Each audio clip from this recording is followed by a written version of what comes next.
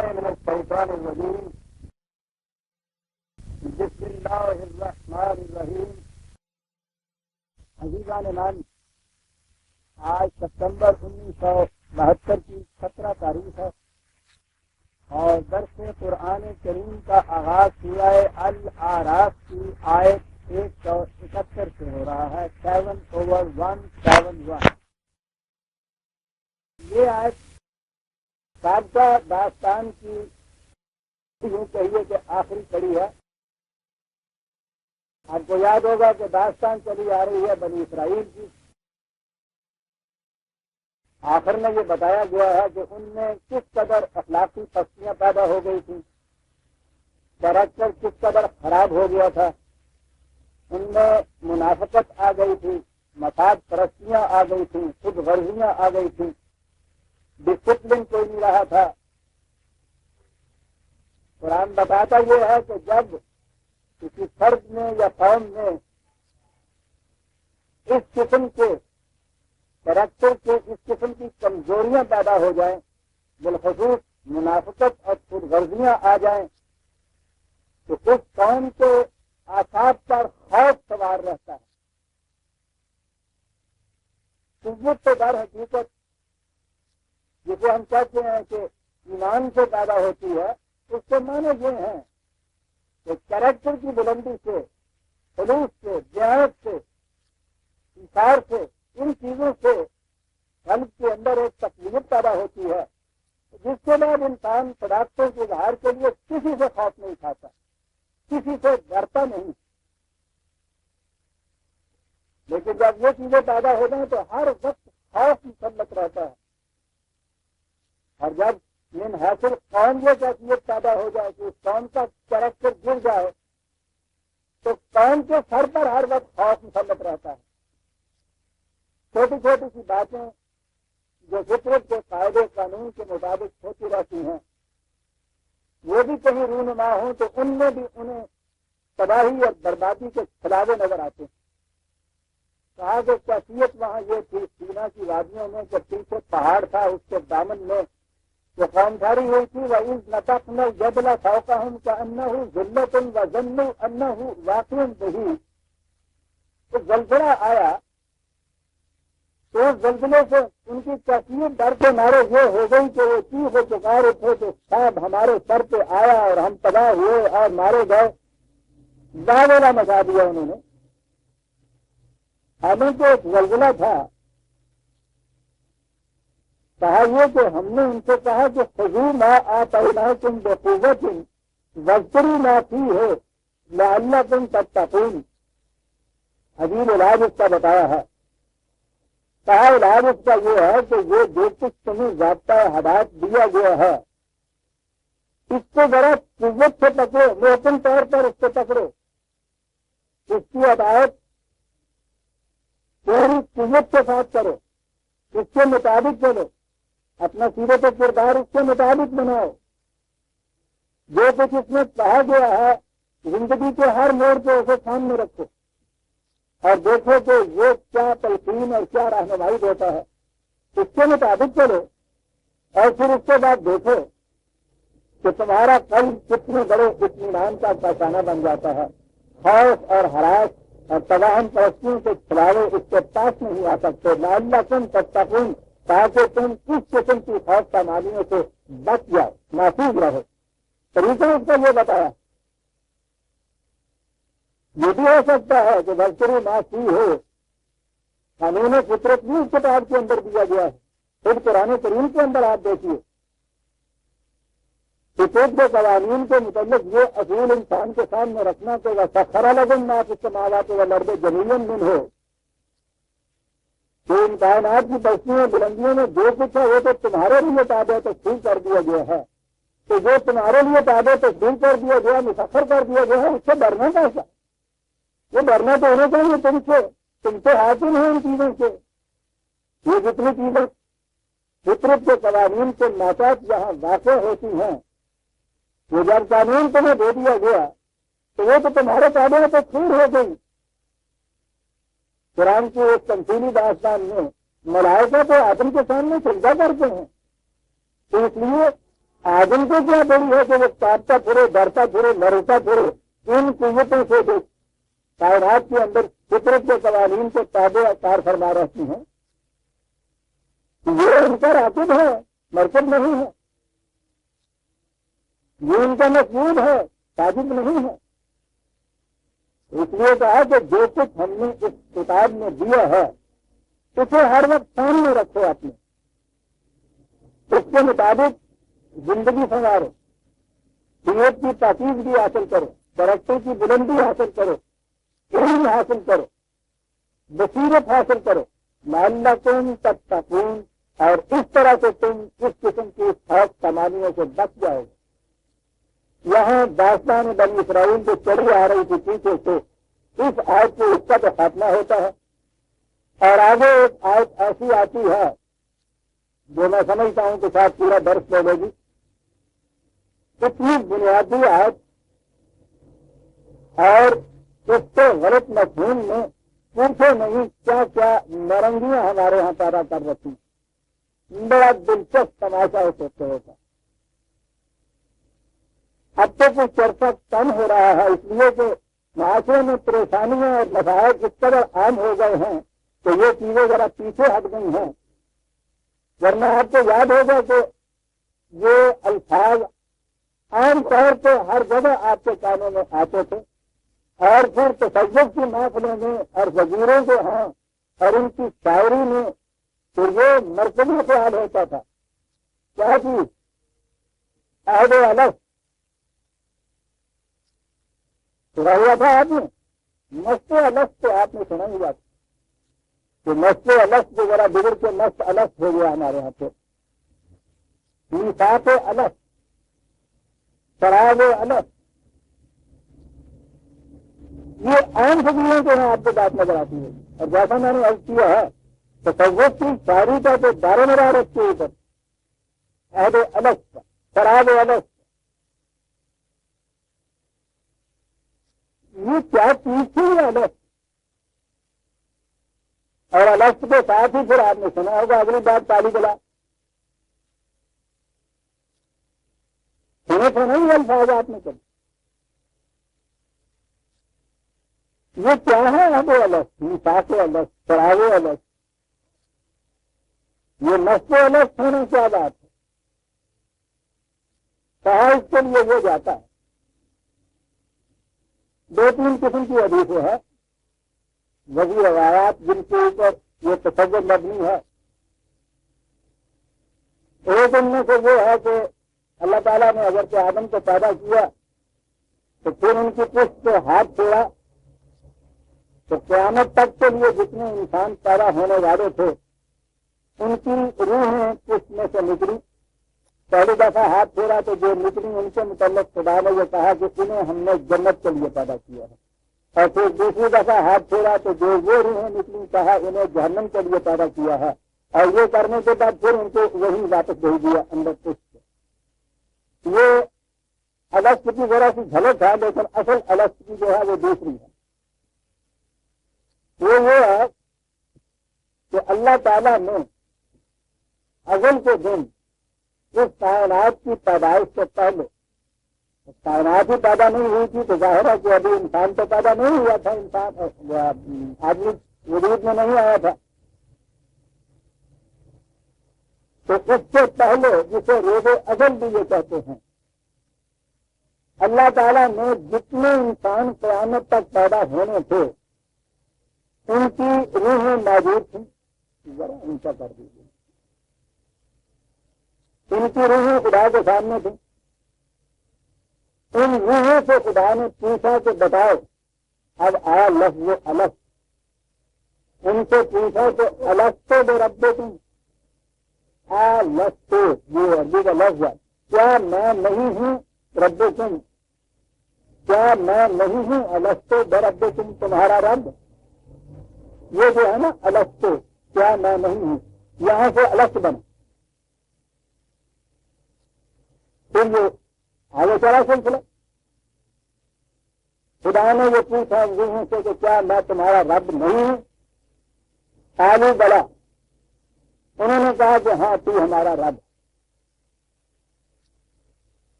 تو یہ عہد دے دیا ہر انسان کی روح میں کہ وہ خدا کو اپنا رب مانتا. یہ جو روحوں نے وہاں عہد دیا تھا اسے عہد الست کہتے. اور پھر یہاں آ گئے انسان. اب یہ جو تصوف ہے آپ کا وہ یہ کہتے ہیں کہ ہمیں یاد ہے وہ عہد الست. اور یہ اسی دن کا جو اقرار ہم نے کیا ہوا ہے خدا کے سامنے اس کے نقشے میں ہم مست چلے آتے. ہم نے اقرار کیا, ہم نے عہد کیا تھا خدا کا, اس کا ایمان رکھنے کا, اس کے رب ہونے کا. یہ ہے تصوف کی منزل کہ اس عہد کے ہم پابند ہیں. اور ہمارے سامنے ہے وہ نقشہ روز ازل کا کہ ہم سے پوچھا گیا تھا الست بربکم, اور ہم نے کہا تھا قالوا بلا, ہاں تو ہمارا رب ہے.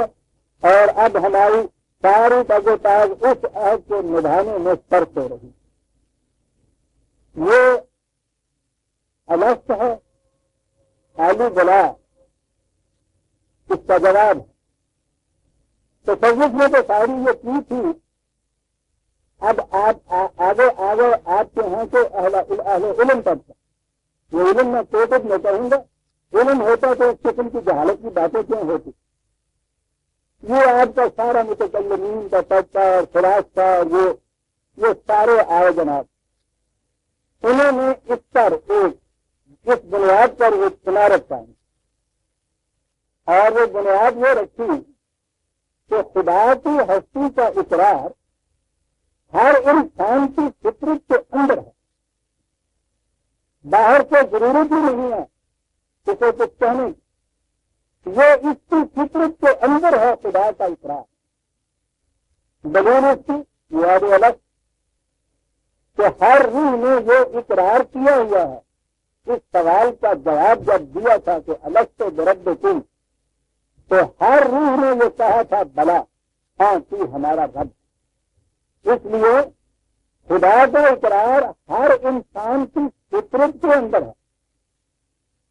یہ اگلا قدم آیا. ایک غلطی کے اوپر وہ جو سڑیا نیروت دیوار سب جو کا سادو ہے, تو اگر بنیاد میں ایک اینٹ توڑی رکھ دی جائے تو آسمان تک دیوار دے جائیے وہ توڑی اس کی چلی آئے گی. یہ جو بنیادی اینٹ توڑی رکھی گئی نا, تو یوم الست یا روز ازل میں خدا نے تمام روحوں سے اقرار لیا تھا اور انہوں نے اقرار کیا تھا کہ تو ہمارا رب ہے. اب اس کے بعد سوال جہاں پیدا یہ ہوا کہ صاحب ہمیں تو یاد نہیں ہے, نہ یوم الست یاد ہے, نہ یہ سوال یاد ہے, نہ ہم نے یہ جواب دیا وہ یاد ہے, تو ہمیں یاد ہی نہیں ہے. تو ہم اس سے پابند کس طرح سے ہیں؟ یعنی ایک عہد ایسا دیا جاتا ہے جس کے متعلق ہمیں کوئی یاد ہی نہیں ہے. یہ ایسی چیز جس کا انسان ہی نہیں یاد ہونے کا. ایک تو یہ ہے کہ بات تھی بھول گئی تو یاد دلائے یاد آ جائے. یہ تو روزے بس کی بات ہے. اقرار ہماری روح سے لیا گیا, ہمیں اپنی روح کا یاد نہیں ہے تو اقرار کیسے یاد ہے؟ وہ کہتے ہیں کہ نہیں تم نے کیا تھا اقرار یہ یا اللہ.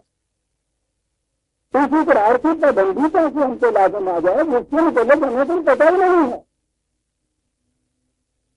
سوچیے کہ یہ لوگ جو ہیں دوسروں کو اعتراض کرتے ہیں. ہندوؤں کے ہاں جو تناسب کا مسئلہ ہے اس میں وہ کہتے یہ ہیں کہ انسان نے اپنے پہلے جنم میں جو برے کرم کیے تھے, برے کام کیے تھے, ان کی سزا اس جنم میں بھگت رہا ہے. یہ بیماریاں, یہ زلزلے, یہ مصیبتیں, بھوک, افلاس, یہ سب اس لیے ہے کہ اس فرد نے اس سے پہلے جنم میں کوئی برے کام کیے تھے, ان کی سزا بھگت رہا.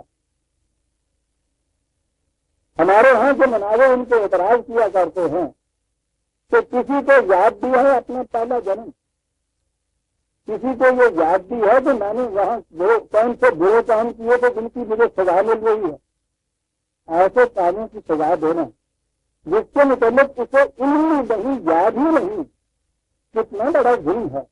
اور پھر وہ اپنی اصلاح کیسے کر سکتا ہے جب اسے پتہ ہی نہ ہو کہ مجھے کس جرم کی سزا مل رہی؟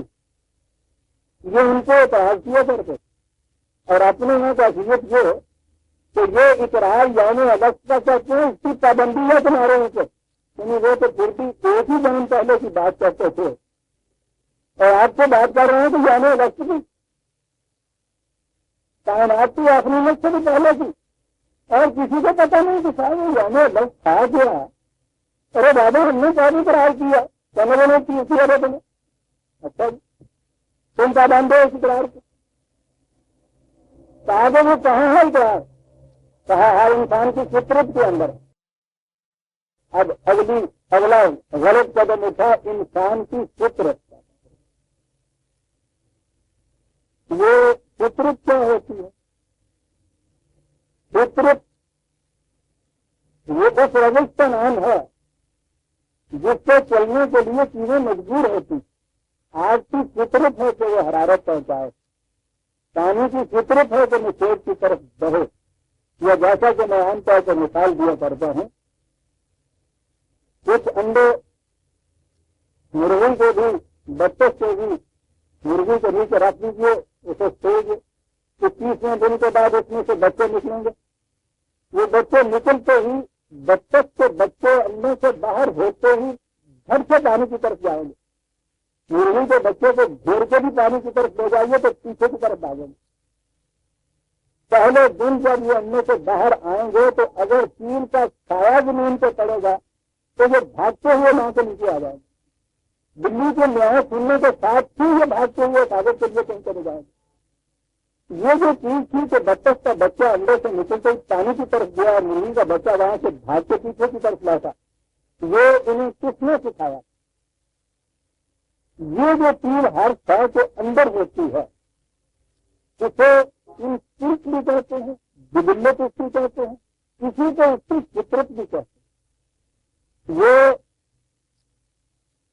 عربوں کے ہاں تو یہ تصور تھا نہیں، اس لیے ان معنی میں فطرت کا لفظ ان کے ہاں استعمال ہی نہیں ہوتا۔ یونان میں یہ نیچر کا لفظ وہاں تھا۔ جب یونانی فلسفہ ہمارے ہاں ترجمہ ہوا ہے عباسیوں کے زمانے میں تو نیچر کے لیے ان کے ہاں عربوں کے ہاں لفظ نہیں تھا، کہ یہ تصور نیا تھا ان کے ہاں۔ یہ نیا تصور جو تھا اس کے لیے انہوں نے یہ لفظ فطرت جو ہے اس زمانے میں استعمال کیا۔ یہ لفظ اس لیے استعمال کیا کہ عربی زبان میں فطرہ کے معنی ہوتے ہیں کسی چیز کو پہلی دفعہ پیدا کرنا، پہلی دفعہ کی فرق ہے۔ اس کے بعد اگر ان چیزوں کو پھر پیدا کیا جائے تو وہ تخلیق ہو جائے گی، لیکن یہ جسے فطرت آپ کہتے ہیں، فطرہ جس کے لیے لفظ آتا ہے، قرآن کریم میں خدا کے متعلق فاطر السماوات والارض، دوسری جگہ ہے بدیع السماوات والارض۔ یہ بدیع اور فاطر یہ دونوں کے معنی ہیں پہلی دفعہ کسی شے کو پیدا کرنا۔ یہ خدا کا قانون تخلیق ہے کہ اول مرتبہ جو پیدا کیا جاتا ہے کسی شے کو تو وہ عدم سے وجود میں لائی جاتی ہے، یعنی پہلے کوئی مسالہ نہیں ہوتا جس سے تم گھر کے چیز بنائی جائے۔ تمہار بھی بناتا ہے چیزیں، لیکن اس کے لیے وہ پہلے سے مٹی کا ہونا ضروری ہوتا ہے۔ خدا نے کائنات کو اس طرح سے بنایا کہ پہلے کوئی شے نہیں تھی، وہ وہاں سے اس کو وجود میں لایا، تو اسے کہتے ہیں پہلی بار پیدا کرنا۔ اسے کہتے ہیں عربی زبان کے اندر فطر، ایسا کرنے والے کو کہتے ہیں فاطر۔ قرآن میں اسی لیے یہ لفظ فاطر اور بدیع استعمال کیا ہے، پہلی مرتبہ پیدا کرنے والا۔ اس کے بعد میں جو تخلیق ہوتی ہے آپ کو میں نے بتا چکا ہوں، یہ الفاظ کے خلاقہ کے معنی ہوتا ہے صحیح صحیح پرپورشن پیدا کرنا چیزوں میں۔ جب یہ چیزیں موجود ہو جائیں تو آپ مختلف چیزوں کے اندر صحیح پرپورشن پیدا کر کے کئی نئی چیزیں پیدا کرتے رہتے ہیں، یہ روز نئی چیزیں پیدا ہوتی ہیں۔ یہ فطرہ نہیں ہے، وہ پہلی دفعہ جو پیدا کرنا تھا اسے کہتے ہیں۔ ان کے ہاں یہ لفظ اس معنی میں تھا، زبان میں بھی اور قرآن میں بھی، یہ جو نیچر کے معنی ہیں اس کے لیے یہ لفظ نہیں، وہاں سے ترجمے میں یہ لفظ آیا تو ٹھیک ہے، اگر یہیں تک بات محدود رہتی تو قوانین فطرت جو ہے لاز آف نیچر اس کے لیے یہ ترجمہ ہو سکتا تھا۔ فطرت اسے کہتے جسے آپ کائنات کہتے ہیں تو ٹھیک ہے، خدا کی پہلے پہل پیدا کی ہوئی چیزیں ان معنی میں انہوں نے استعمال کیا ہوگا یہ لفظ، وہاں تو ٹھیک تھا، لیکن جب یہ چیز آئی اشیاء کے اندر کی فطرت جسے ان کے ہیں اس کے لیے جبلت کا لفظ، اور یہ لفظ بتاتا ہے وہ کون کس قدر گہرائیوں تک جاتی تھی۔ یہ جبل جو ہے یہ تو پہاڑ کو کہتے ہیں جو اٹل ہے اپنے مقام سے ہلے ہی نہیں، لہٰذا جبلت وہ ساتھی کہ جس میں تبدیلی کبھی پیدا نہ ہو۔ آگ اس وقت تک آگ ہے جب تک وہ حرارت پہنچاتی، یا آگ جب تک آگ ہے وہ حرارت پہنچائے گی، اس کی اس جبلت میں کبھی تبدیلی نہیں آئے گی، پہاڑ کی طرح محکم ہوگی۔ تو وہ اس لفظ کو ان معنوں میں استعمال کرتے۔ اب ترجمے میں ہمارے ہیں جسے انسٹنکٹ کہتے ہیں اس کے لیے لفظ استعمال ہوتا ہے جبلت، انہوں نے اس کے لیے فطرت کا لفظ بھی استعمال کیا، اشیاء کائنات کی فطرت، یہاں تک تو ٹھیک تھا۔ اشیاء کائنات میں خدا نے شروع سے ہی ایک خاص خاصیت رکھی ہے، جیسے میں نے ابھی عرض کیا آج کی خاصیت ہے حرارت دان پہنچانا، بکری کی خاصیت ہے کہ وہ گھاس کھاتی ہے گوشت نہیں کھاتی، وہی جس کو آپ اس کی جبلت یا انسٹنکٹ کہتے ہیں، اس کو اس کی فطرت بھی کہتے ہیں، یہ چیزیں اس روش سے چلنے کے لیے مجبور ہوتی ہیں، یہ بدل نہیں سکتی۔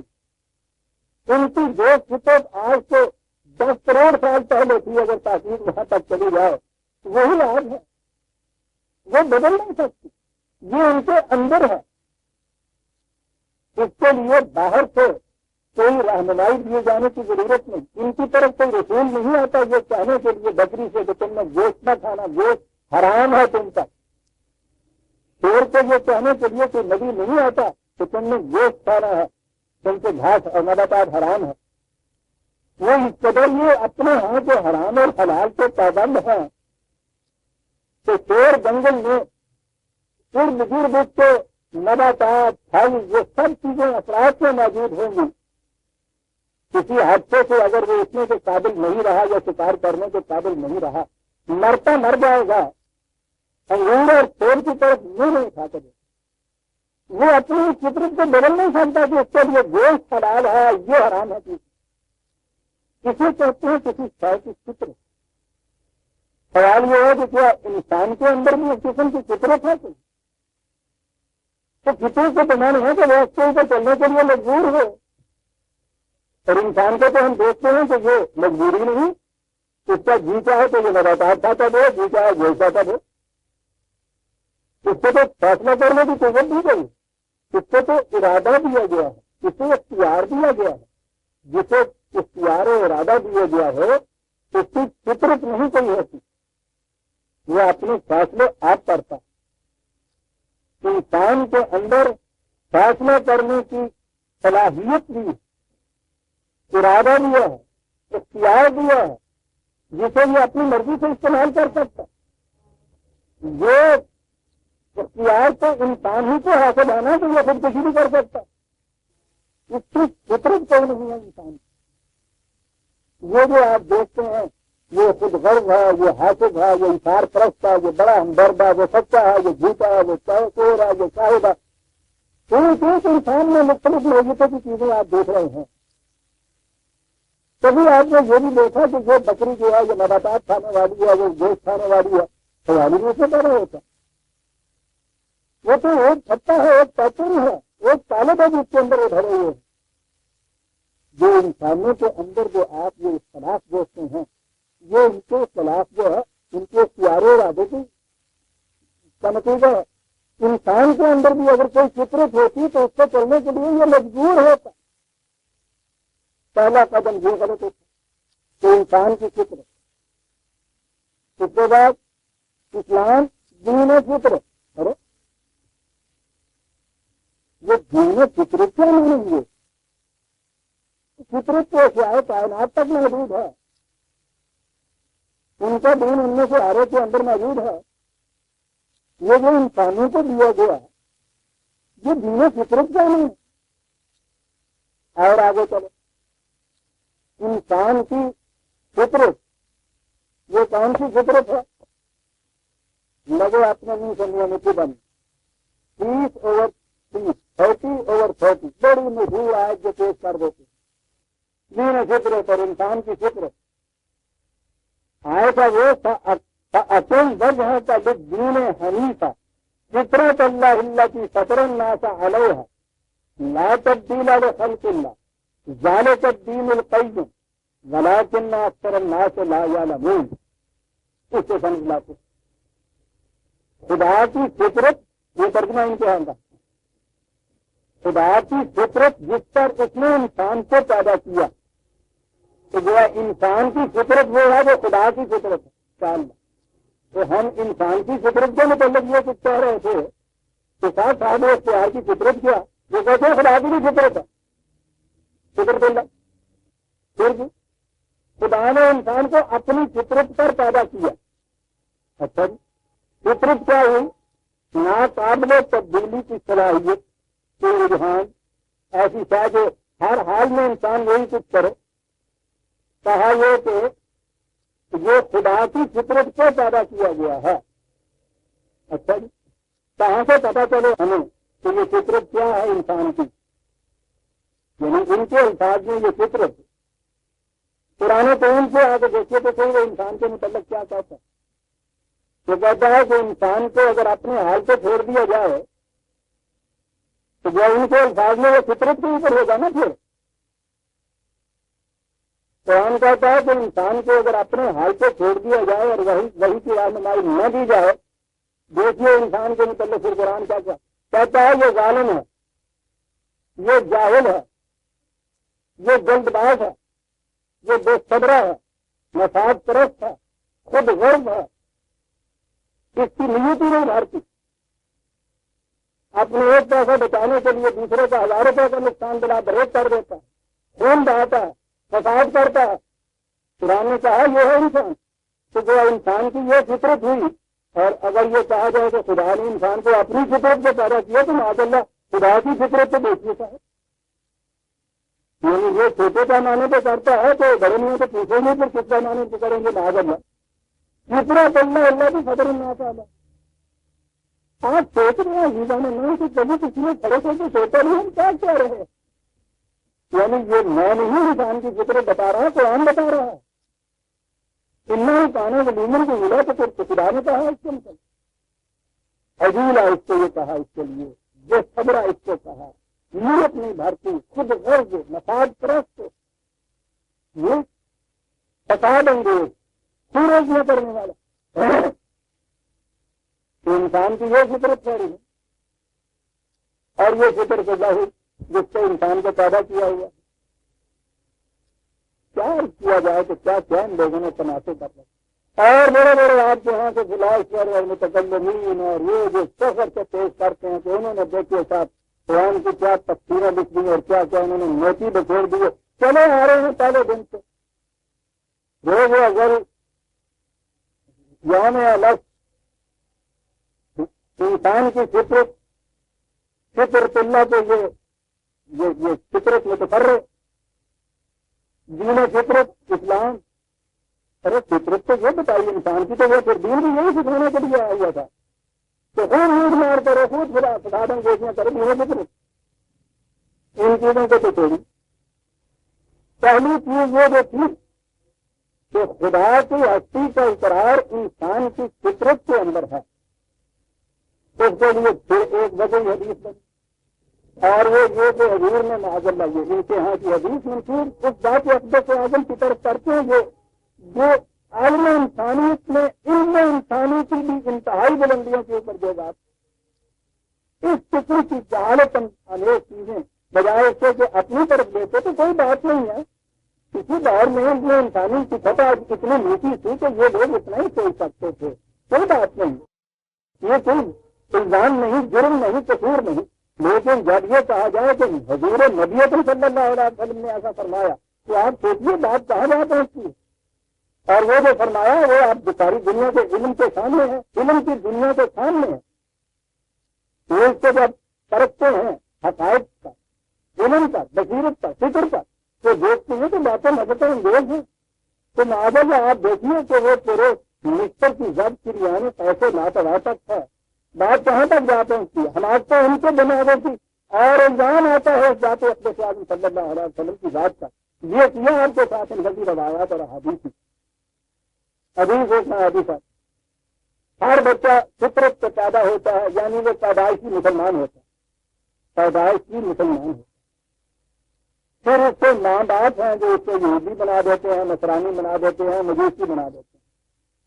یعنی یہ ماحول کا اثر, ماں باپ کی تعلیم کا اثر یہ ہے جن میں یہ کچھ بنا دیتا ہے. اگر اس قسم کا کوئی خارجی اثر نہ ہو تو ہر بچہ اسلام پر پیدا ہوتا ہے, کیونکہ اسلام انسان کی فطرت کے اندر ہے. بات نہیں ہے کہ اگر انسانی بچے کو خارجی ماحول کے اثرات سے کسی طرح محفوظ رکھ دیا جائے, فرماش میں ڈال کے جسے کہتے ہیں اس کی پرورش کی جائے کہ کوئی اثر باہر کا نہ پہنچے اس کے اوپر, تو ان کے کہنے کے مطابق وہ فطرت کے اوپر ہوگا, وہ اسلام کے اوپر ہوگا اور وہ دین فطرت کا پابند ہوگا. یہ تو کہہ کے چلے گئے. اکبر نے بھی اس کا تجربہ کیا تھا دین الہی والے نے. تو پھر چھوڑیے تاریخ کی بات ہے. ہمارے ہاں یہ واقعات ہوئے انڈیا میں, تو ہمارے سامنے یہ ہوا کہ ایک بچہ پیدائش کے ساتھ ہی کسی طرح سے بھیڑیے اٹھا کے لے گئے اسے جنگل میں. اور یہ عجیب چیز ہے کہ ان بھیڑیوں نے کسی پرورش کی. وہ بچہ عمر کے اعتبار سے اس وقت غالباً 8-10 برس کا تھا, باقی مجھے 25. وہ بچہ کسی طرح انسانوں نے پا لیا, اسے لے کے آئے رام گڑھ کے الہ آباد کے پاس ایک ہاسپٹل تھا, وہاں اس بچے کو رکھا. اس کی شہرت ساری دنیا میں پھیلی, کیونکہ یہ دنیا کے انسان یا یہ جو انتھروپالوجی ہے ان میں انسان کے ماہرین اس تحقیق میں تھے کہ اگر کسی بچے کو خارج کا کوئی اثر نہ ہو تو وہ کس قسم کا انسان پیدا ہوتا ہے. وہ خود اس تحقیق کر رہے تھے, تو یہ اتفاق سے ایسا بچہ ان کو مل گیا. تو دور دور سے اس قسم کے علماء آئے تھے ان بچوں کو دیکھنے کے لیے. میں بھی بڑا انٹرسٹ تھا اس کے متعلق کہ یہ دیکھے کہ وہ بچہ کیا نکلتا ہے. ان چیزوں کی وجہ سے یہ جو ہمیں تفصیلوں میں پڑھایا گیا تھا اور وہی روایات بتائی گئی تھی, تو ساری جتنی روزات تحقیقات ہوتی تھی وہ تمام کی تمام ہم دیکھتے تھے. وہ بچہ وہاں وہ خالصتاً حیوان اور بھیڑیت, بولنا تو وہ جانتا ہی نہیں تھا, وہ روز کرتا تھا. کسی طرح پریوں سے ناخن سے گوشت سے کسی طرح سے گھڑتا, کچا کھاتا, کاٹنے کے لیے دوڑتا تھا. تو بھیڑیوں والے تیز پنجے اور ناخن اتنے تیز یا قوت تو نہیں آئی تھی, وہ تو رہی تھی انسانی بچے کی, لیکن خلقت کے اعتبار سے جسے آپ کہتے ہیں فطرت کے اعتبار سے وہ بالکل بھیڑیا. انہوں نے بڑی کوشش کی انہوں نے کہ اس کو انسانی سطح پہ لایا جائے. تو انہوں نے وہ کہا کہ نہیں, اتنی عمر تک انسان کا جو ذہن ہے وہ ایسے عالم میں ڈھل جاتا ہے کہ پھر تبدیلی نہیں اس میں آتی. بہرحال یہ بات لمبی ہے. انہوں نے اسے اتنا لمبا عرصہ رکھا کہ پھر 2 یا 3 سال ہوئے ہیں. میں نے اخباروں میں اس کو سالوں میں پڑھتا رہا. تو اس بچے کی کیفیت پھر کیا ہوتی ہے؟ 2-3 سال ہوئے وہ بچہ وہاں مر گیا اسی ہاسپٹل کے اندر. اور اس تمام عرصے میں ڈاکٹروں کے اور جتنے بھی ماہرین ہیں علم انسان کے, ان کی توجہ اور تحقیق کا وہ مرکز رہا. اور انہوں نے کہا کہ اس میں کوئی تبدیلی نہیں آئی تھی. لیکن اس سے کہ ہم نے مجبوراً کو تھوڑا بہت جو اس میں یہ کر دیا تھا کہ وہ وقت پہ کھا لیا کرے جو کچھ بھی ہو, اور وقت پہ اوپر وہ سو جایا کرے, اور کوئی تبدیلی اس میں نہیں آئی. میں کہہ لے رہا ہوں کہ اب یہ مسلمہ اگر آپ دنیا کے سامنے پیش کرتے ہیں تو قرآن نے کہا ہے کہ انسان کی یہ فطرت ہے اور وہ فطرت اللہ خدا کی فطرت ہے. اور ہمارے رسول نے صلی اللہ علیہ وسلم یہ کہا ہے کہ اگر کسی بچے کو خارجی یا ماحول کے اثرات سے بچا لیا جائے تو وہ دین فطرت پہ رہتا ہے. یہ چیزیں دنیا کے سامنے ہوں اور یہ تجربے ان کے سامنے ہوں کہ انسانی بچے ہمیں ایسے ملے کہ جن کے ماحول کا کوئی اثر نہیں تھا، جنگل کا ہی اثر تھا، تو وہ انہیں تو انسان کی بھی کوئی صلاحیت نہ نصیب ہوئی کہ جائے کہ وہ اللہ کی فطرت کے اوپر وہ ہوتے۔ آپ دیکھتے ہیں کہ یہ چیزیں علم کی بارگاہ میں جب آتی ہیں تو کس طرح سے تارے انسبوت کی طرح ٹوٹ جاتی ہیں۔ لیکن جیسے میں نے عرض کیا ہے، اس کا نقصان ہمیں یہ پہنچتا ہے کہ ان لوگوں کے سامنے پیش وقت کہتا کیا جاتا ہے کہ یہ خدا نے فرمایا، اس کے رسول نے اس کی تشریح کی ہے اور یہ سب غلط۔ پھر ان سے پوچھا جاتا ہے کہ اگر وہ یوم الست کو اقرار کیا تھا ہر روح نے خدا کی ہستی کا، اور خدا کی ہستی کا اقرار انسان کی فطرت میں ہے جو غیر متبدل ہے، تو بتائیے دنیا میں یہ اتنے باہریے جو پھرتے ہیں، اور پہلے تو کبھی وہ خال خال ہوتے تھے، اب اس دور میں تو تالاب کی طرح باہریت آپ کے یہاں آ رہی ہے۔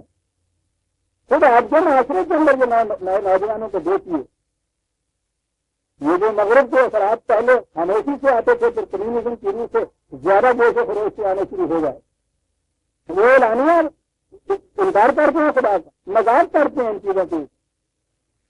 اگر یہ چیز انسان کی فطرت میں تھی اور فطرت تو غیر متبدل ہوتی ہے، عدل ہوتی ہے، تو یہ لوگ اس طرح سے خدا کا انکار ہی نہیں، یہ مذاق کیوں کرتے ہیں؟ اور آج کی بات نہیں ہے، یونان کا فلسفہ ہمارے سامنے آتا ہے، اس زمانے میں ایتھیسٹ ہمارے سامنے آتے ہیں۔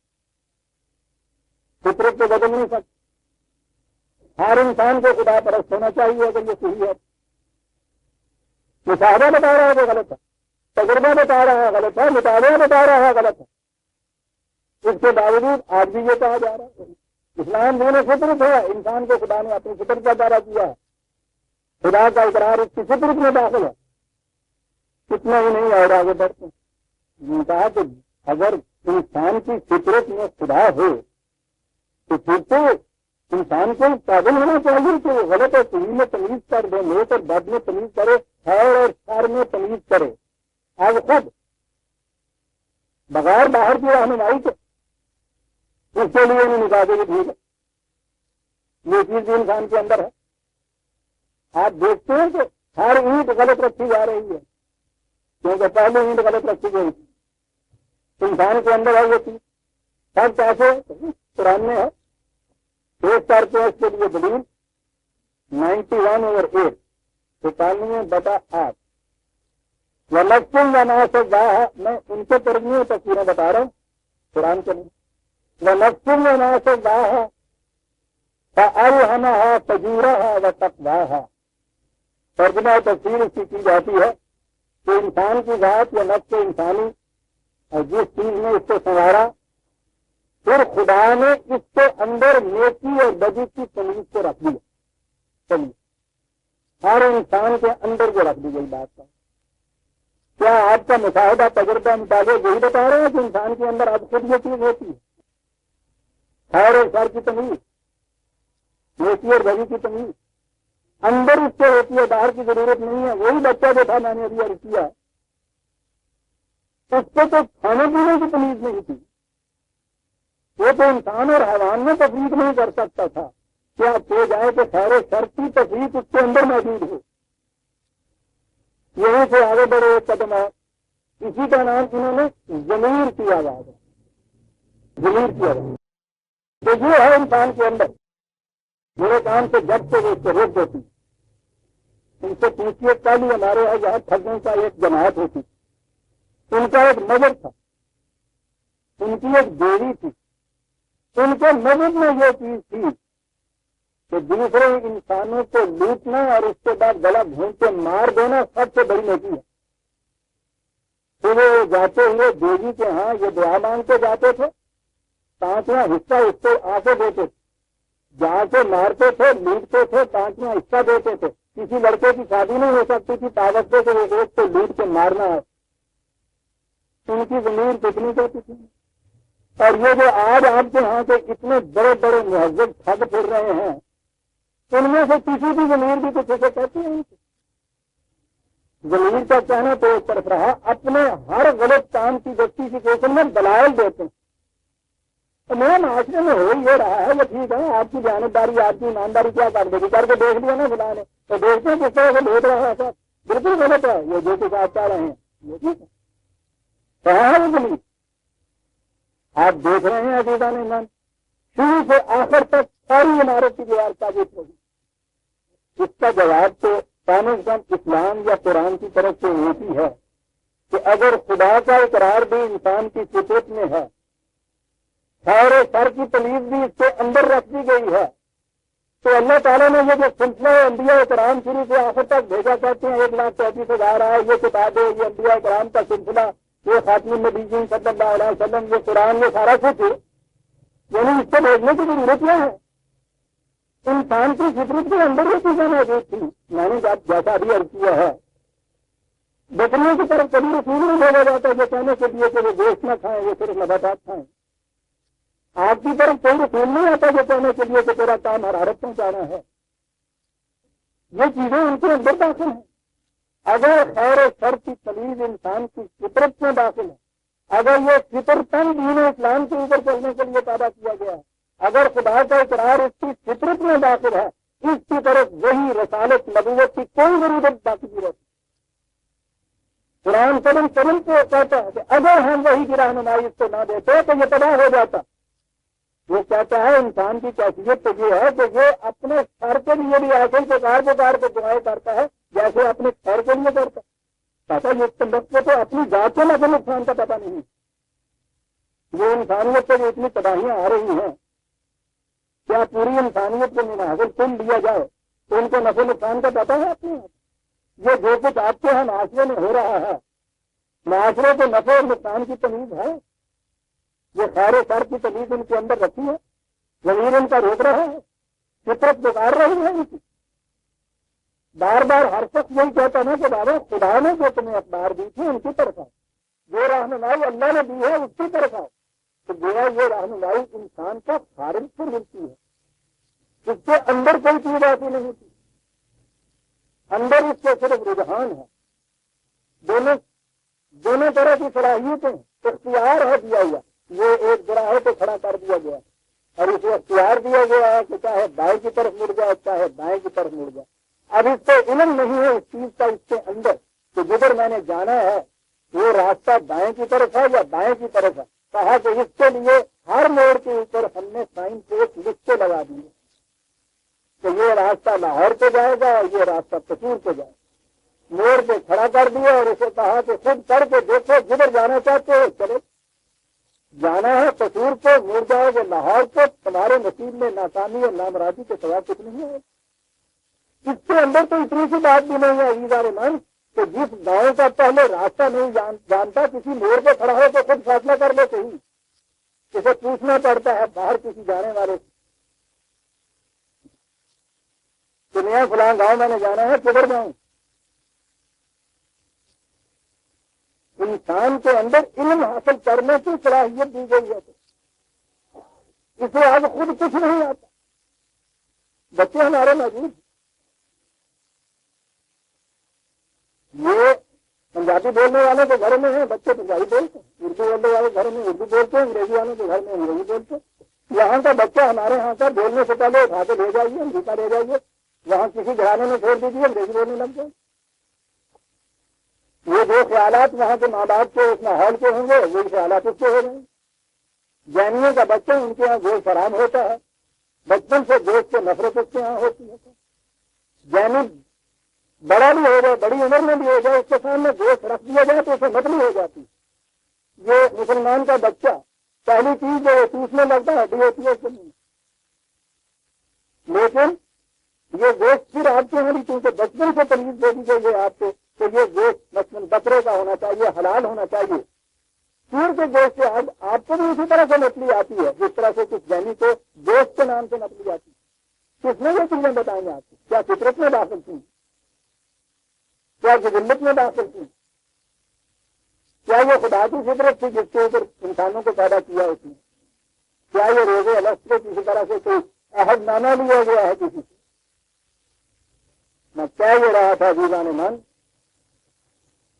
یہ سب کچھ پہلی اینٹ غلط رکھنے سے یہ ساری چیزیں اس کے استعمال آئیے اب ان آیات کی طرف دین فطر کو خدا بندی جسے کہتے ہیں. میں نے عرض کیا ہے کہ عربی زبان میں یا قرآن کریم فطرت اس معنی میں جسے ہم نیچر کہتے ہیں کسی شاعر کی، یہ معنی ہی نہیں ہے زبان میں. اس معنی میں یہ لفظ اس زمانے تک استعمال ہی نہیں ہوتا تھا. سارے عربی لٹریچر میں یہ لفظ اس معنی میں نہیں بنتا. یہ لفظ اتنا غیر معمول تھا، یعنی اتنا کم بولا جاتا تھا کہ یہ ہمارے یہاں ایک روایت میں آ رہا ہے. غالباً حضرت عباس کی حضرت ابن عباس کی روایت ہے کہ انہوں نے یہ کہا کہ یہاں قرآن میں جو فاطر السماوات والارض آیا ہے تو انہوں نے کہا کہ مجھے یہ لفظ فطرہ جو تھا، فطرت جو تھا، فاطر جو تھا، مجھے اس کا صحیح مفہوم معلوم نہیں. تو نظر آتا ہے کہ یہ عام طور پر یہ لفظ نہیں بولا جاتا تھا. تو کہنے لگے اور ان کی طرف یہ منسوب ہے کہ یہ بڑی تحقیق کیا کرتے تھے الفاظ. تو انہوں نے کہا کہ ایک دفعہ ایک مقدمہ آیا باہر سے، 2 بدو آئے، انہوں نے کنواں کو تھا اس کے متعلق یہ تنازع تھا ان کا کہ کنویں کا مالک یہ ہے یا مالک وہ ہے. تو انہوں نے کہا کہ وہ مقدمہ لے کے یہاں آئے، میرے پاس آئے کہ ہم بات آپ کو سناتے ہیں، آپ فیصلہ دیجیے. میں نے ایک سے پوچھا کہ تمہاری دلیل کیا ہے کہ تمہارا ہے. اس نے یہ کہا کہ فطرت. میں نے سوچا کہ یہ کہیں لفظ فطرہ جسے ہم کہتے ہیں. میں نے کہا کیا بات؟ اس نے کہا کہ وہاں کنواں نہیں تھا، میں نے پہلی بار اسے کھودا ہے. انہوں نے کہا اس وقت میں سمجھ میں آئی بات کہ یہ کیا لفظ ہے. اس کے معنی تھے پہلی بات فطرت کے معنی تھے خدا کا وہ عمل تخلیق جس نے پہلی بار کسی چیز کو پیدا کیا گیا. عمل تخلیق یہ پروسیس کریشن کا قانون تخلیق. اور یہ عجیب بات ہے صاحب، اس کے بعد میں نے فطرت کہا قانون کا لفظ عربی زبان کا اپنا نہیں تھا، یہ بھی باہر سے لیا ہوا انہوں نے. ان کے یہاں تو سنت اللہ آتی تھی، کلمت اللہ آتے تھے رسال، اور وہ بڑے جامع الفاظ قانون کے مقابلے میں خیر بات اور ہو گئی. خدا کا قانون تخلیق وہی خدا کا قانون تخلیق جس کے مطابق اس نے فاطر السماوات والارض کی صورت جو ہے پیدا کہا کہ یہ انسان جو ہے اس کی تخلیق کسی خاص الگ انوکھے پروسیس سے نہیں ہوئی. فطرت اللہ کی فطر اللہ کا ہے، وہی خدا کا قانون تخلیق جس کے مطابق سب کچھ پیدا کیا، اسے بھی پیدا کیا ہم نے. لا کر دیوارا خلق اللہ، اس کے قانون تخلیق میں تبدیلی ہوتی نہیں. لیکن میں ذرا گہرائی میں جا کے اس کے متعلق جب میں نے دیکھا بات ایک اور بڑی عجیب سمجھ میں خطرہ کا لفظ جو ہے یہاں کیوں ہے. خدا کا قانون تخلیق جس کے لیے خطرہ کا لفظ ہے، پہلی بار کسی شے کا آنا. کائنات کے متعلق تو اس نے کہا کہ فاطر السماوات والارض، ٹھیک ہے، عدم سے وجود میں ملائے. انسان تو ارتقاء کے ذریعے سے آہستہ آہستہ آگے بڑھتا گیا، زندگی مختلف ارتقائی مناظر میں سے گزرتی چلی گئی، اس بشریت کی حالت میں یہاں آ گئی. یہاں اس کے لیے پہلی بار کا جو لفظ آیا ہے فطر الناس، انسان کے لیے بھی یہ کیا بات ہے، بڑی عجیب چیز ہے. مان قرآن کریم یہاں ارتقائی مناظر کا ذکر ہے نا. انسان کی پیدائش میں پہلا جرسیمہ نقش واحدہ، پھر وہ ٹوٹ کے 2 ہوئے، ان میں سے سلسلہ آگے چلا، پھر یہ مختلف منزلوں میں سے گزرا، دوپائے بنے، چوپائے بنے، اڑنے والے بنے، پھر اس کے بعد یہ میمل آئے، حیوانات آئے، پھر اس کے بعد اس میں سے یہ جب قرآن کریم انسان کو آتا ہے نا، ہر جگہ قرآن نے یہ لکھا ہے کہ یہاں پہنچ کے ہم نے اس کو ایک جدید طریقے کے اوپر اس کی نہیں، ایک نئی تخلیق. یہاں پہنچنے سے پر وہ جو سلسلہ چلا آتا تھا نا خالص مادی تخلیق کا، اس میں ایک نئی چیز اس کے اندر آئی، پہلی بار اس کے اندر آئی، جسے انسانی ذات کہا جاتا ہے. اور انسان نام ہی انسانی ذات کا ہے، ورنہ یہ حیوان ہے. کائنات کو پہلی دفعہ پیدا کیا تو مادہ پہلے نہیں تھا. پہلی بار انسان کی صورت میں مادی حیولت اس کا چلا آ رہا تھا حیوانی شکل کے اندر. اس کے اندر پہلی بار ایک ایسی چیز آئی جو اس سے پہلے نہیں تھی، اس لیے خطر الناس کا لفظ قرآن میں جاری کیا۔ قانون ارتقاء تخلیق کا تو وہی چلا آ رہا تھا، جس میں یہ اختیار ارادے کی چیز جو تھی جو پہلی بار اس کے اندر ہے، اختیار ارادہ یا تو اوپر خدا کو حاصل ہے یا اس کی مخلوق میں صرف انسان کو حاصل ہے، اس سے پہلے کسی کو حاصل نہیں تھا۔ پہلی بار خدا کی مخلوق میں ایک چیز کی نمود ہوئی ہے، اس کے لیے لفظ خطرہ آ رہا ہے۔ قرآن میں خطرہ کا لفظ پہلے بدیع سماوات جو میں نے کہا ہر جو سماج کے ضمن میں ہے، اس کے بعد کسی شے کی تخلیق کے لیے خطرہ کا لفظ نہیں آیا، صرف انسان کے لیے ہے۔ کیا کتاب ہے باہر ہے، نہ یہ کوئی خدا کی فطرت ہے، کوئی نہ انسان کی کوئی فطرت ہے، خدا کا قانون تخلیق جس کے مطابق اس نے یہ کچھ کیا، یہ قانون ارتقاء جس کے مطابق انسان کو پیدا کیا، یہ ہے وہ پروسیس، ذالک الدین القیم، یہ ہے ایک نظام محکم، ولکن اکثر الناس لا یعلمون۔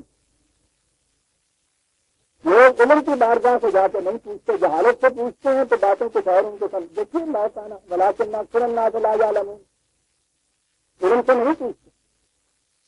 بات میں سے بات نکلی، آج وقت بھی زیادہ دوں گا، بات بڑی اہم چلی ہوئی ہے عزیزان من، اگر آپ مجھ سے فالو کر رہے ہیں تو یہ جو سلسلہ ارتقاء میں نئی بات کہی ہے، جتنی چیزیں کائنات میں پیدا ہو رہی ہیں جیسا میں نے کہا، ان کے اندر ہے وہ راستہ جس کے اوپر انہوں نے چلنا ہے، تو پھر باہر کی کسی تعلیم کی انہیں ضرورت نہیں ہے، باہر کی رہنمائی کی ضرورت نہیں ہے، جسے آپ کہتے ہیں خدا کی طرف رجوع کرنے کی نئے سرے سے ضرورت نہیں ہے، وہ تو آج خود اس کے اوپر چل رہے ہیں۔ کہا یہ جو انسان میں نئی چیز ہے، یہ جو تخلیق نو ہے، جو فطرت یا خطرہ کے لفظ سے ہم نے کہا ہے، اس کے لیے ضرورت ہے دین قیم کیا ہے، منیبین الیہ، اس کی طرف رجوع کرو۔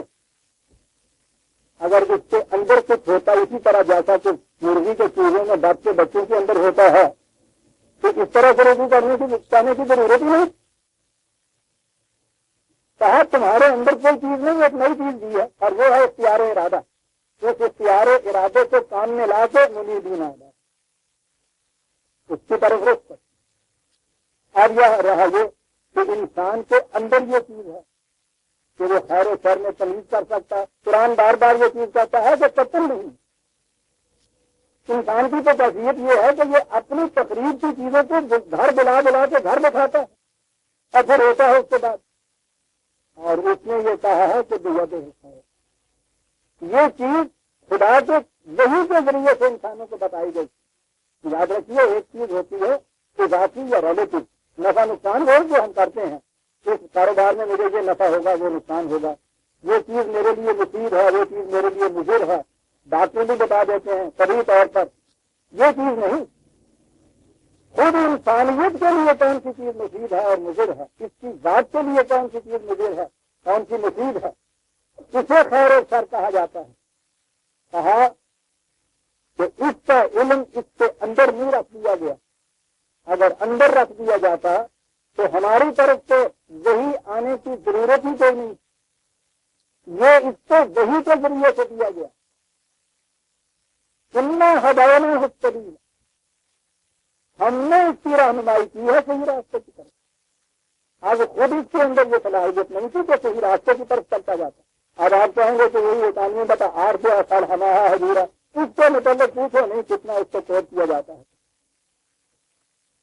الہمہا فجورہا و تقواہا، ترجمہ کیا الہام کر دیا اس کا، اور یہ کہہ دیا کہ ساتھ خدا نے تو انسانی ذات کے اندر اس کا فجور، اس سے فجور اور تقوی جو ہے اس کے اندر اس کا علم رکھ دیا ہے۔ اور ہم نے ابھی دیکھا کہ انسان کو اگر وہی کی رہنمائی میں یہ چیزیں نہ معلوم ہیں تو اس کا اس کے اندر علم ہوتا ہی نہیں، اور عام علم انسان کا جو ہے یہ الگ دیکھا وہ نہیں ہوتا۔ انسان کی تو کیفیت جو ہے، ایم اے بعد کا بچہ بھی پیدا ہوتا ہے تو وہ ایسا ہی جاہل ہوتا ہے جیسا ایک انتر کا بچہ ہوتا ہے، اسے بھی وہ بھی الگ پہلے دن سے سکھانا پڑتا ہے، اسے بھی سکھانا پڑتا ہے، یہ تو اتنا تیرا پیدا ہوتا ہے۔ یہ چیز جو اس کی ذات کے اندر ہم نے رکھ دیا یہ رکھ دیا والی بات، یہ الہام اس کا انہوں نے کیا ترجمہ، اور پھر الہام کا لفظ تو جو ہے نہیں قرآن میں اس معنی میں، اس کے اندر رکھ دی، اور ہم دیکھتے ہیں کہ اندر ہے نہیں اس کے بعد، یہاں تو بات ہی وہ کہی ہے نفس انسانی اور وہ طریق، وہ عوامل، وہ پروسیس، وہ پروگرام جس سے کہ اس میں توازن پیدا ہوتا ہے نا سب ہے، کہا کہ یہ انسان کی ذات کے اندر اس کی صلاحیت رکھ دی، یہ دو لفظ تجوہ ہا و تقویٰ ہا، عربی جاننے والے غور کریں گے اس کے اوپر، تجور و تقویٰ کی بات نہیں، اس کا تجور اور اس کا تقویٰ آج کی دنیا جہاں پہنچی ہے ٹیکنالوجی کے متعلق، انہوں نے اس کے لیے دو لفظ دیے ہیں عزیزان مان، نظر آتا ہے کہ غیر فوری طور پر اس کا ترجمہ کر دیا ہے افراد پہلے اور پھر جاننے کے لفظ استعمال کیے، ان کے لیے لفظ ہے ہیومن پرسنالٹی کی ڈس انٹیگریشن، یہ چھوڑ ترجمہ ہے ضرور وغیرہ کے معنی ڈس انٹیگریٹ کرنا ہوتا کسی چیز تک تجورہ ہے، اس کی ڈس انٹیگریشن کی صلاحیت تقویٰ ہے، اس سے بچ جانے کی صلاحیت، دونوں اس کے اندر رکھتے جائیں گے، قد افلح من زکاہا وقد خاب من دساہا، اب اس کے بعد جو انسانوں کے اوپر ہے نا یہ چیز بات، تو جس نے اس کی زکا ہے، اس کی نشو نما کی،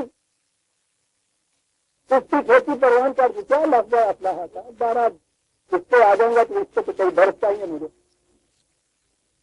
اس کی کھیتی پروان کری جس نے اس کی نشو نما کی، اور اس کے مقابلے میں کیا کہنا، کیا لفظ تجزیہ، کھیتی کی مثال چلی آ رہی ہے، یہاں تو اچھا بیج ہو، اچھی زمین بھی ہو، ایک مٹی کا اتنا بڑا ڈلا آ جائے بیج کے اوپر، وہ اگ نہیں سکتا، تجزیہ کہتے ہیں اتنا بڑا مٹی کے بیج کا بڑا جو ہے وہ کسی چیز کے اوپر رکھ دینا، جس نے اس کی نشو نما کی، اس کی کھیتی پروان کری، جس نے اس کو ان نازک بڑے بڑے جگہ کے نیچے بڑھا دیا، کھادا، کیا لفظ کھادا تھا، عام ترجمہ تو کیا جائے گا کہ ناکام رہا، یہ بات نہیں، بڑی گہری چیز ہے، ان کے یہاں چکماک پتھر سنا ہوگا آپ نے کہ رگڑ کے اس میں سے کہتے تھے اس کے اندر سے آگ نکلتی ہے، وہ تو نکلتی ہے اصل میں فرکشن سے، وہ کہتے تھے کہ اس کے اندر آگ ہوتی ہے، اس طرح رگڑنے سے وہ آگ باہر آتی ہے، تو ان کے ہاں بڑی خصوصیت ہوتی تھی اس چکماک کی، جس کے طرح سے بھی لگا جائے گھٹ سے کھولے کہ نمود باہر آ جائے،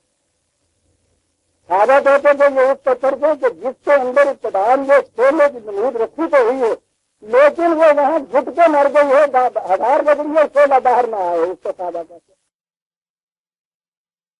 صلاحیتیں تو اس کے اندر بڑی رکھی ہوئی تھی،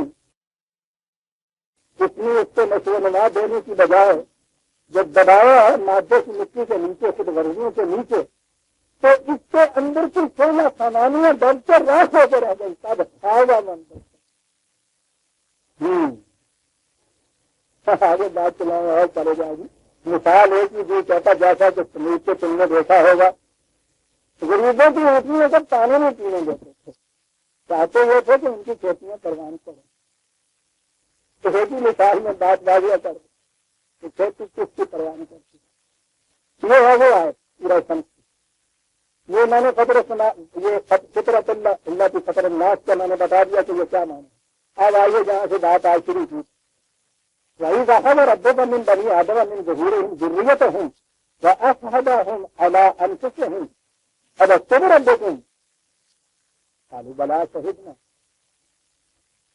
میں نے کہا کہ پھر پہلی چیز جو کبھی آ رہی ہے ہمارے ہیں کہ خدا نے روحوں کو پیدا کیا روز ازل قوم الست، اور ان سے کہا الست بربکم، انہوں نے اقرار کیا کہ ہاں تو ہمارا رب ہے، اس کو میثاق ازل عہد الست کہا جاتا ہے، حالانکہ اس میں معاہدے یا میثاق کا لفظ نہیں آیا ہے، لیکن یہ اس میں لاتے ہیں کہ عہد کیا ہوا ہے ہم نے، اور اس سے وہی بات کہ ہر انسان کی فطرت میں خدا کا اقرار، فطرت انسان کی فطرت اللہ ہے، اس کے اندر خیر و شر کی تمیز ہے، کسی کو ضمیر کا ساری چیزیں جو میں نے ابھی عرض کیا ہے، اس کے اوپر مار کیا یہ کر رہا ہے، داستان آ رہی ہے قوموں کی، پہلے تو انسان کی داستان دیجیے، علم الانسان والے بتاتے ہیں، اور اب تو یہ چیز ہمارے یہاں کے چھوٹے چھوٹے بچے بھی پڑھتے ہیں تو دیکھتے ہیں. تو شروع میں انسان پیدا ہوا تو ماحول اس کا یہ تھا کہ کائنات کی ہر شے اس کے اوپر غالب آ رہی تھی اور اس کی ہلاکت کے لیے آمادہ. اتنے اتنے بڑے یہاں درندے اور حیوانات تھے کہ کبھی اس کا ڈھانچہ مل جاتا ہے زمین کے نیچے سے، اس کی تصویر یہاں دیکھ کے خیال آنے لگتا ہے.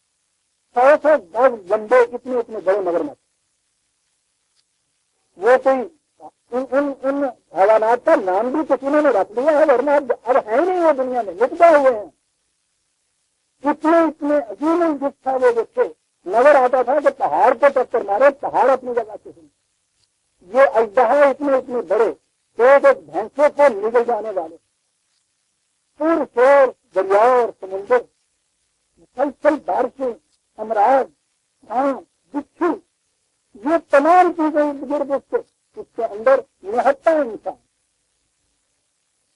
سب سے کمزور ہے یہ چیل جتنا اڑ نہیں سکتا، یہ ہرن جتنا بھاگ نہیں سکتا، بھیڑیے جیسا تندے اتنے نہیں، آم جیسا بچ نہیں سکتا.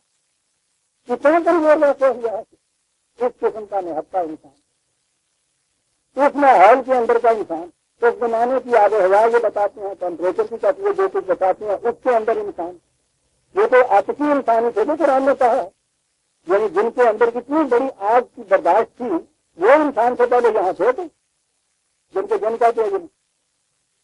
یہ انسان نہتا انسان، اس کے جن ماحول اس قسم کا تقریر ہی تقریر. اور تقریر کی کیفیت تو آج بھی یہ ہے کہ کسی ڈاکٹر سے پوچھیے کہ آپ کو کہے گا کہ جب یہ کہے کہ صاحب وہ مر گیا، میں نے سنا اچھے ڈاکٹروں کو سمجھا، کہنے لگے کہ انسان کا مر جانا تعجب انگیز نہیں ہے، اس کا زندہ رہنا تعجب انگیز ہے. اس لیے کہ سانس میں اتنے بیکٹیریا جاتے ہیں اس کے اندر کہ ایک سانس کے بیکٹیریا کو مار دینے کے لیے کافی. وہ تو اندر ایک نظام ایسا رکھا ہوا ہے قدرت میں اللہ نے کہ وہ مدافعت کا سامان ان کے لیے کرتے ہیں. یہ اس کے اندر جو میٹابولزم کا سلسلہ جاری ہے، ہر آن میں کروڑوں کی تعداد میں اس کے اندر یہ جراثیمیں ہیں، وہ مرتے ہیں، نئے پیدا ہوتے ہیں.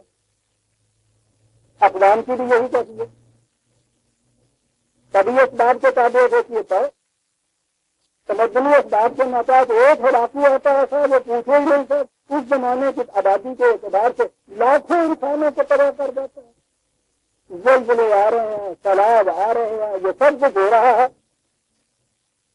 کہا اس کے باوجود دیکھتے ہو نا تم کے نئے انسانی جو ہے وہ کس طرح سے متواتر چلی آ رہی ہے. خود تمہارا وجود اس کے اوپر شہادت دے رہا ہے کہ یہاں اتنی بڑی تباہی اور تقریبی قوتوں کے علاوہ رغم ایک نظام ربوبیت تھا جو کام کر رہا ہے، اور اس کی روح سے مسلسل آگے بڑھتے چلے آ رہے ہیں. رب کا من بنی آدم من ظہورہم ذریتہم، انسانی نسل جو اس طرح سے مسلسل متواتر آگے بڑھتی چلی آ رہی ہے. اشہدہم علی انفسہم، وہ خود اس کی زندہ شہادت ہے اس بات کی کہ ان سے کہا جائے الستو بربکم، ان کی موجودگی اس کی شہادت ہے کہ کوئی خدا اور رب موجود ہے. یہاں ربکم کہا ہے، اللہ نہیں کہا. ربوبیت و خدا بندی کی زندہ شہادت کیا کی مسئلہ انسانی کا وجود اس دنیا میں. کہتا ہے اگر ہمارا پروگرام یہ تعمیری نہ ہوتا تو یہ ممکن ہی نہیں تھا مسئلہ انسانی کے لیے کہ یہ زندہ اور مسلسل ان تباہیوں کے اندر سے گزرتے ہوئے، ان تقریبوں کے اندر سے گزرتے ہوئے آج اس طرح سے زندہ رہتی. زندہ ہی نہیں آتے، مسلسل اتنی آگے بڑھ رہی ہے، اتنی انہیں ان کی اتنی بڑھا دی ہے کہ مصیبت پیدا ہو گئی کی طرح کے ان دنوں سے. کہا کہ تباہیوں کے ان داستانوں کو سنو جو قوموں میں آئی، تقریبات کے ان تمام پروگراموں کو دیکھو جو باہر کی کائنات میں آیا، اس کے اندر اس نہتے انسان کو دیکھو کہ جس کے ساتھ مدافعت کا کوئی سامان نہیں تھا، اس کے باوجود یہ مسلسل ذریت آدم چلی آ رہی ہے. آج تم بھی موجود ہو. کہا کہ کیا یہ ذریت آدم کی اس طرح سے موجودگی اور اضافہ اور نشو و نما اور فروغ کیا اس بات کی زندہ شہادت نہیں ہے کہ یہاں ایک نظام ربوبیت کام کر رہا ہے. یہ تھی یہ آیت عزیز آدم. کتنی عجیب پوچھئے دنیا کے سائنٹسٹوں، وہ جب اس مسئلے پہ آتے ہیں کہ یہ انسان کی نسل کس طرح زندہ آگے بڑھ گئی، وہ خود محو تحیر ہو جاتے ہیں۔ تو حیرت ہے کہ یہ اس قسم کی تباہیوں کا مقابلہ کرتے ہوئے آگے بڑھتے کیسے کرے گا انسان کا۔ خدا نے یہ کہا ہے کہ ٹھیک ہے، اس کے اسباب علم کو تم بظاہر دیکھو گے، اس کی پہلے یہ چیز ہے کہ ہمارا نشو نما دینے والا تعمیری پروگرام یہاں کار فرما ہے، اور یہ اس کی کار فرمائی ہے کہ جس کی روح سے یہ انسانی نسل باوجود اتنی تباہیوں اور بربادیوں کے مناظر سے گزرنے کے اس طرح سے بڑھتی ہوئی چلی آ رہی ہے۔ کہا کہ نسل انسانی کا وجود اس بات کی زندہ شہادت ہے کہ یہاں خدا کا عمل تقریر کام نہیں کر رہا، عمل تعمیر کام کر رہا ہے۔ اس لیے کہا یہ انسانوں سے کہ تم بھی اپنے سامنے تعمیری پروگرام رکھو۔ کہا ہم نے یہ بات اس لیے کہی ہے ان تقول یوم القیامت انا کنا عن ھذا غافلین، جب مقاصد عمل کا وقت آئے گا، تمہارے اعمال کے نتائج سامنے آئے گے، تو اس وقت تم یہ نہ کہہ دینا کہ صاحب ہمیں اس کا علم نہیں تھا کہ یہاں تعمیری پروگرام خدا کا کار فرما ہے یا تقریبی پروگرام ہے، اس لیے ہم فیصلہ نہیں کر پائے تھے کہ ہم کیا کہیں۔ کہا ہم نے اس لیے یاد دہانی بنائی ہے یہ، اور یاد دہانی یہ ہے کہ تمہارا وجود اس کی زندہ شہادت ہے کہ یہاں تعمیری پروگرام کار فرما ہے، لہذا اگر تم خدا کے قانون کا اتباع کرنا چاہتے ہو تو انسانیت کی زندگی اور نشو و نما کے لیے کچھ کرو، ان کی ہلاکت کے لیے یہ کچھ نہ کرو۔ اور اسی لیے دوسری جگہ قرآن کریم نے سورہ مائدہ میں یہ کہہ دیا کہ انسانی جان کی قیمت تو اتنی بڑی ہے کہ جس کسی شخص نے ایک انسانی جان کو ناحق تلف کر دیا، یہ سمجھو کہ اس نے قتل الناس دیا، پوری انسانیت کو قتل کر دیا، اور جس نے ایک انسانی ذات کو بچا لیا، یہ سمجھو کہ اس نے پوری انسانیت کو بچا لیا۔ کہا کہ ہم یہ اس لیے کہہ رہے ہیں کہ تمہارا وجود نسل انسانی کا وجود اس کی شہادت دیتا ہے، تو ہم انسانیت کو زندہ رکھنا چاہتے ہیں، ہم اس کی پرورش کرنا چاہتے ہیں، ہمارا پروگرام یہ ہے کہ اس سے فروغ حاصل ہو، یہ آگے بڑھے۔ اگر تم نے تفریح کا پروگرام اختیار کیا تو یاد رکھو اس کا نتیجہ تو تباہی ہوگا۔ اس وقت یہ بات نہ کہنا کہ ہمیں پتہ نہیں تھا کہ خدا کا پروگرام یہاں کیا ہے، اور تقول انما اشرک آباؤنا من قبل وكنا ذریۃ من بعدهم اتهلكنا بما فعل المبطلون، یا یہ کہو کہ نہیں صاحب ہمارے ماں باپ اس طرح سے شرک کرتے چلے آئے تھے اور قوانین جو تھے ان کے خدا کے قوانین کے ساتھ ملاتے چلے آئے تھے، ہم نے بھی ان کے اتباع سلف میں یہی روش اختیار کی، اس لیے ہمیں تو کیوں ہلاک کر رہا ہے ان کے اعمال کی وجہ سے کہ جو باطل پرست تھے۔ کہا یہ اس لیے کہا جا رہا ہے کہ یہ کوئی دلیل نہیں ہے کہ ہمارے اسلاف کیا کرتے چلے آ رہے ہیں۔ یہاں سے بھی یہ پتہ چلا نا کہ یہ جو بات ہے کہ انسان کی فطرت کے اندر یا جبلت کے اندر خیر ہے، نیکی ہے، تو یہ راستے پہ چلنا وہ غلط ہے۔ کہا ہے یہ کہ تمہارے اخلاق اگر اس قسم کے غلط روش سے چل رہے تھے تو تمہارے لیے دلیل نہیں ہے۔ بکریوں کے اخلاق سے کبھی غلط روش سے نہیں کرے، بکری کی زندگی اس میں ہے کہ اخلاق کی تقلید کرے، وہ اس کے راستے سے ہر سکتی نہیں ہے۔ یہ تقلید جو ہے عزیزہ نے من اخلاق کی، یہ حیوانات کے درجے کی چیز ہے۔ انسان کے مقام کے اوپر آ کر انسان اپنے اختیار و ارادے سے خدا کے راستے کو خود اختیار کرتا ہے، اخلاق کے راستے پہ آ کے بند کر کے نہیں چلتی، یہ بھیڑ بکری چلتی۔ یہاں کہا یہ دلیل نہ دے دینا کہ اخلاق اس پہ چلتے تھے، ہم بھی اس پہ چلتے تھے۔ ان سے یہ پوچھا جائے گا کہ تم ایسے کیوں چلتے تھے، تم سے یہ پوچھا جائے گا کہ تم نے یہ روش کیوں اختیار کی تھی۔ وَكَذَلِكَ نُفَصِّلُ الْآيَاتِ وَلَعَلَّهُمْ يَرْجِعُونَ، اس طرح سے ہم اپنے قوانین کو نکھار کر الگ الگ کر کے بتا دیتے ہیں تاکہ تم اپنی غلط روش کو چھوڑ کر صحیح روش کے اوپر آ جائے۔ کہا یہ ہے وہ چیز جس کے لیے یہ ساری باتیں تمہیں بیان کی ہیں کہ انسان ایک سادہ لے کر پیدا ہوتا ہے، کلین سلیٹ، اس کو نہ اس کے سابقہ جنم کے اعمال کے کوئی نقوص ہوتے ہیں، نہ فطرت کی کوئی چیزیں اس کے اندر مرتسم ہوتی ہیں، نہ کوئی اٹل قسم کی ضمیر اس کے اندر ہے، نہ اس کی ذات کے اندر یہ چیز رکھتی ہے کسی قسم کی۔ اسے مجبور بھی پیدا نہیں کیا گیا، اسے صاحب اختیار پیدا کیا گیا ہے۔ البتہ صحیح اور غلط راستہ جو ہے یہ اب خود نہیں تمیز کر سکتا یا اب خود وضع نہیں کر سکتا. خدا کی وحی کی روح سے یہ چیز اس کو ملے گی اور اسے اپنے اختیار و ارادے سے اسے حاصل کرنا ہوگا. یہ ہے صحیح خدا کا پروگرام اور اس پروگرام کا نتیجہ ربوبیت ہونا چاہیے, انسانیت کی نشو و نما ہونا چاہیے, اس کی پرورش ہونا چاہیے, اس کی تعمیر ہونی چاہیے.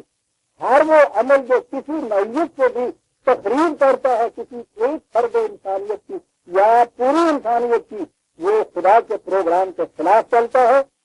خدا کا پروگرام ربوبیت کا پروگرام ہے اور انسانی ذات نے اگر اپنے اندر تجزیہ حاصل کرنا ہے, نشو و نما حاصل کرنی ہے, تو اس کا طریقہ یہ ہے کہ ہر فرد دوسرے کی ربوبیت کے لیے کتنا کچھ کرتا ہے. یہ ہے کہا ہمارا پروگرام واضح طور پہ ہم نے بتا دیا, تمہارے سامنے آ گیا.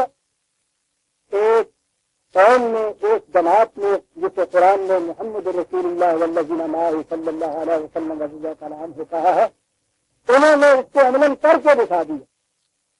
ان کے اندر اگر یہ ساری چیزیں ہوتی تو ان کی طرف رسول آنے کی ضرورت کیا؟ اندر چیزیں ہوتی تو وہاں پھر ابو جہل اور ابو لہب باقی جو رہتا. یہ لوگ اس طرح سے ان میں سے نکل کے اس طرف کیوں آتے؟ انہوں نے یہ آئے خدا کی رہنمائی میں, انہوں نے ایک معاشرہ متشکل کیا جس کا مقصد انسانیت کی ربوبیت, نئے انسانی کو نشو و نما دینا, اس کا مقصد تھا. یہ کیا. اس کے بعد کیا ہوا یہ اگلی آیت میں کہا گیا ہے, اور وہ بھی اسی جامعیت سے کہا گیا ہے جس سے یہ پہلی بات کہی گئی ہے. اور اس میں عزیزان من ہماری ساری تاریخ آ گئی ہے. آج وقت ہو گیا, اس لیے اسے ہم آئندہ برس سے اٹھا رکھتے ہیں. 173 تک ہم آج آ گئے, 175 سے آئندہ برس میں ہم دیں گے. ربنا تقبل منا انک انت السمیع العلیم